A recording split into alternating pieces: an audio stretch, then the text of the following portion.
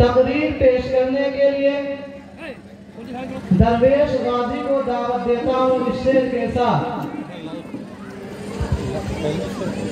چہرہ کھلی کتاب ہے عنوان کچھ بھی دو، چہرہ کھلی کتاب ہے عنوان کچھ بھی دو، جس رخ سے بھی پڑھو گے مجھے جان جاؤ گے۔ درویش غازی مائک پر۔ السلام علیکم ورحمۃ اللہ وبرکاتہ۔ ان الحمد للہ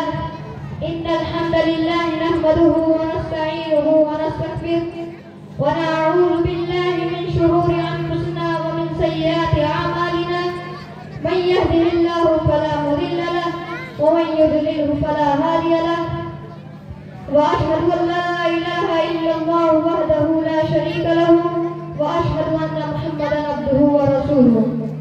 يا ايها الذين امنوا اتقوا الله حق تقاته ولا تموتن الا وانتم مسلمون۔ يا ايها الناس اتقوا ربكم الذي خلقكم من نفس واحدة وخلق منها زوجها وبث منهما رجالا كثيرا ونساء، واتقوا الله الذي تساءلون به والارحام ان الله كان عليكم رقيبا۔ يا ايها الذين امنوا اتقوا الله وقولوا قولا سديدا يصلح لكم اعمالكم ويغفر لكم ذنوبكم، ومن يطع الله ورسوله فقد فاز فوزا عظيما۔ اما بعد، فان خير الحديث كتاب الله، واحسن الهدي هدي محمد صلى الله عليه وسلم، وشر الامور محدثاتها وكل محدثة بدعة وكل بدعة ضلالة وكل ضلالة في النار۔ خطبہ مجموعہ کے بعد میں سب سے پہلے اپنے آپ کو پھر آپ سب کو اللہ کی وصیت، اللہ کا وہ حکم یاد دلاتا ہوں کہ اے ایمان والو تقوی اختیار کرو، کیونکہ تقوی ہی وہ واحد راستہ ہے جو دنیا اور آخرت کی کامیابی کا راستہ ہے۔ اگر آپ کامیاب ہونا چاہتے ہیں تو آپ کو تقوی اختیار کرنا ہی ہوگا، کیونکہ تقوی ہی وہ واحد راستہ ہے جو کامیابی کی طرف لے جاتا ہے۔ آج میں اس خوبصورت موقع پر جس عنوان پر آپ سے گفتگو کرنے والا ہوں اس کا نام دنیا میں ہر نیک عمل کا ثواب، ہر نیکی کا ثواب اور اجر ایک اندازے، ایک حساب اور اس کی نوعیت کے مطابق اللہ تعالیٰ کے یہاں سے ملتا ہے۔ لیکن صبر ایک ایسی نیکی ہے جس کا ثواب اللہ تعالیٰ نے بے اور بے حساب رکھا ہے۔ قرآن مجید میں اللہ تعالیٰ فرماتا ہے انما یوفی الصابرون اجرهم بغیر حساب، یعنی بے شک صبر کرنے والوں کو اللہ تعالیٰ کے یہاں سے بے اندازہ اور بے حساب دیا جاتا ہے۔ صبر کی اہمیت کو سمجھنے کے لیے صرف اتنا ہی سمجھ لینا کافی ہے کہ قرآن مجید میں اللہ تعالیٰ نے صبر کے بارے میں 90 سے زیادہ مرتبہ اس کی اہمیت اور فضیلت کا ذکر فرمایا ہے، اور کئی مقامات پر یہ بھی فرمایا ہے کہ میں صابرین کے ساتھ ہوں۔ قرآن مجید میں اللہ تعالیٰ فرماتا ہے ان اللہ مع الصابرین، یعنی بے شک صبر کرنے والوں کے ساتھ اللہ ہے۔ مثال کے طور پر ایک جرم میں کسی شخص کو پولیس نے گرفتار کر لیا ہو اور وہ شخص نہایت پریشان ہو اور گھبرایا ہوا ہو اور بے بس لاچار ادھر ادھر دیکھ رہا ہو، اتنے میں بادشاہ حاکم وقت اس کی طرف دیکھے اور کہے گھبراؤ مت، میں تمہارے ساتھ ہوں۔ اب بتائیے کیا وہ شخص ڈرے گا؟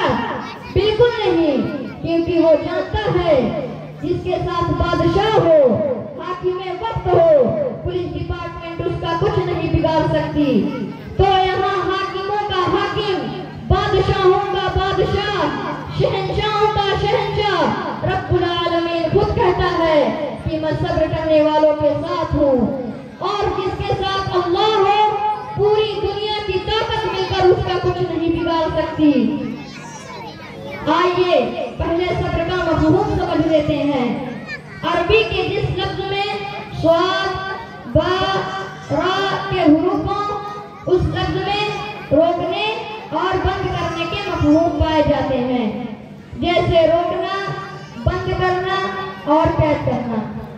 زمانہ جاہلیت میں یہ دستور تھا کہ ایک زندہ جانور کو دور کھڑا کر دیا جاتا اور اسے باندھ دیا جاتا تاکہ وہ بھاگ نہ سکے، اور اس پر تیروں کے ذریعے نشانے بازی کی مشق کی جاتی تھی۔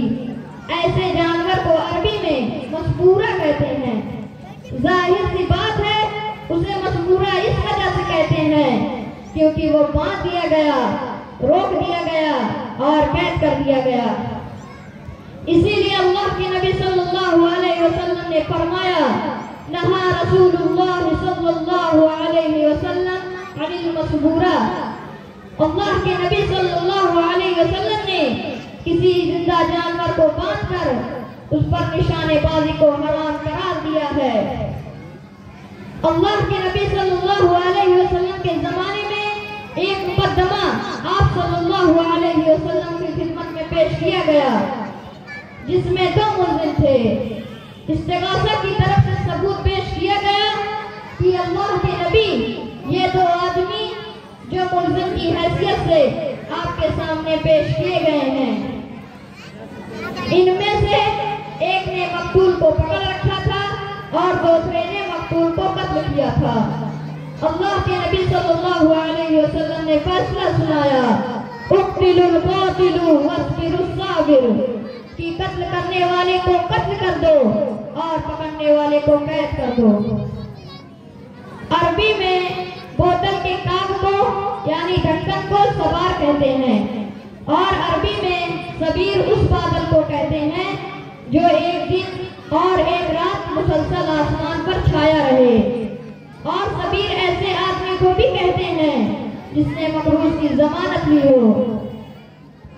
لغوی معنی کے سمجھنے کے بعد آئیے شرعی معنی کی طرف چلتے ہیں۔ شریعت میں صبر کی 3 قسمیں بیان کی گئی ہیں۔ نمبر 1 الصبر علی الطاعہ، نمبر 2 الصبر عن المعصیہ، نمبر 3 الصبر عند المصیبہ۔ نمبر 1 الصبر علی الطاعہ یعنی اللہ کی اطاعت اور اس کی فرما برداری پر صبر کرنا۔ مثلا نفس یہ چاہتا ہے کہ فجر کی نماز نہیں پڑھنی ہے، ٹھنڈ بہت زیادہ ہے، تو اپنے نفس کی نہ مان کر اللہ کی اطاعت اور اس کی فرما برداری پر توقف لینا۔ نمبر 2 الصبر عن المعصیہ کے معنی ہے کہ گناہ کے کام کو چھوڑ دینا۔ مثلا شراب پینے کا موقع ہو اور کوئی دیکھ بھی نہ رہا ہو، اسی طرح زنا کے راستے کھلے ہونے پر اپنے نفس کو روک لینا، کنٹرول کر لینا، یہی ہے الصبر عن المعصیہ۔ نمبر 3 الصبر عند المصیبہ یعنی مصیبت کے آنے پر صبر کرنا۔ مثلا دکان کو نقصان ہو جانا، مکان کا نقصان ہو جانا، بیٹا یا بیٹی کا مر جانا، آفت عارضی یا آفت سماوی پر شکایت نہ کرنا اور اللہ کے فیصلے پر راضی ہونا، یہی ہے الصبر عند المصیبہ۔ اور انہی صابرین کے بارے میں قرآن مجید میں اللہ تعالیٰ فرماتا ہے، یبشر الصابرین الذین اذا اصابتهم مصیبہ قالوا انا للہ و انا الیہ راجعون، یعنی صبر کرنے والے کو بشارت دے دو کہ جب ان کے اوپر کوئی مصیبت آتی ہے تو وہ اپنی زبان سے ایک کلمہ نکالتے ہیں کہ ہم اللہ ہی کے ہیں اور اسی کی طرف واپس جانا ہے۔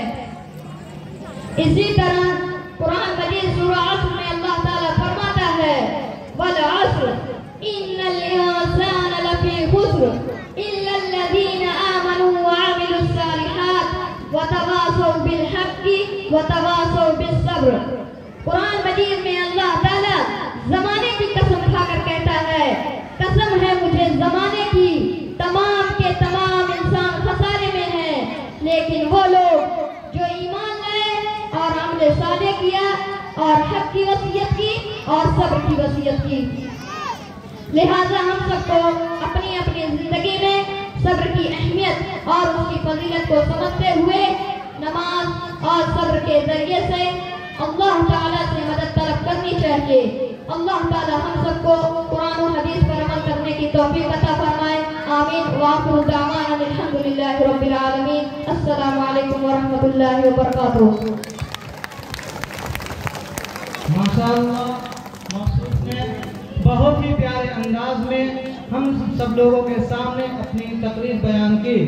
मौसूफ से गुजारिश है कि अपनी मेहनत को इसी तरीके से बरकरार रखें। इंशाअल्लाह आने वाले वक्त में एक अच्छे आलिम के नाम से जाने जाएंगे।